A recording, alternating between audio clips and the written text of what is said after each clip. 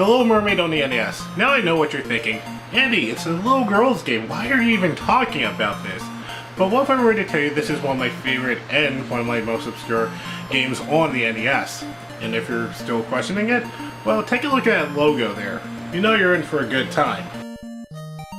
Usually. And not to mention, this was during a time where Disney made a lot of classic titles with Capcom, such as Darkwing Duck, DuckTales, even Chip and Dale. Now what's interesting is this game actually came out about 2 years after the movie, which can be a good or a bad thing.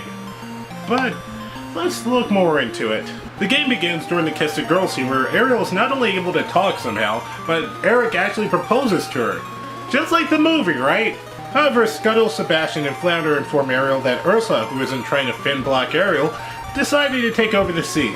Of course! Ariel then tells Eric that she has to go back to the sea, and she somehow turns back into a mermaid. And Eric just seems to be okay with this. Off the bat, I'm gonna say this is probably the best underwater controls I've dealt with in an NES game. None of it feels sluggish, it just feels smooth all the way around. However, when she does jump on land, it does feel a bit stilted, which does make sense because she is a fish out of water. If swimming around isn't good enough for you, you can actually defend yourself in the form of bubbles coming out of her, And with these bubbles, you can trap enemies and toss them at others.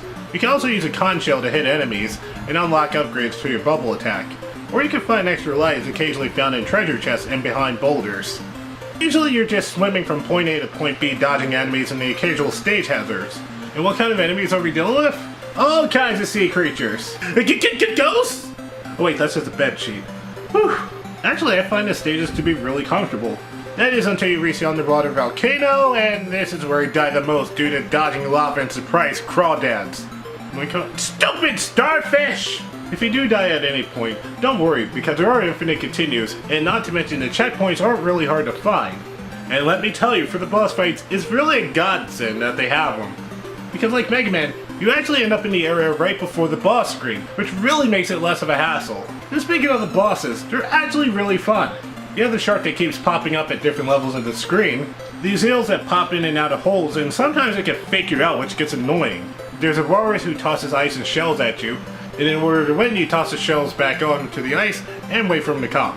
And one of the cutest looking bosses ever, and Commander Seahorse! Oh, look at him, he's harmless! Ah, sea urchins! What I find interesting is every time you beat a boss, there's an item that drops down which you mostly collect for points. An item dropping down after defeating a boss.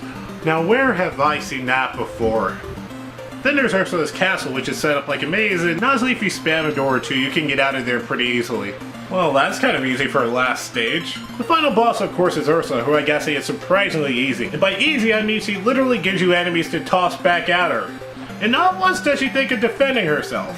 Well, that was absurdly easy. Well, overall, oh, she's back. And she's gigantic. And green for some reason. Once again, she's actually really easy. And the only thing to worry about is the waves. But they're really easy to swim against. For a final boss, she's actually kind of anticlimactic. She has that trident, but she really doesn't do much with it. I mean, the bosses before now were more challenging than this. In fact, I don't understand how she's more powerful. And it's kind of interesting I'm fighting Ursula as Ariel instead of Eric. Then again, if you had to stab Ursula to win, I guess it wouldn't be family friendly. Once you defeat Ursula, and I mean you will defeat Ursula, the sea is saved, Trine returns Ariel back into a human, she and Eric gets married with Under the Sea playing at the reception. Speaking of Under the Sea, it's really the only song from the movie that's in the soundtrack. I mean, they have the Kiss the Girl scene, but they don't have the respective song to go with it. By no means am I bashing any of the songs in the soundtrack because it actually feels really appropriate to Little Mermaid. And they really get catchy too. In fact, they kinda make me want to dance.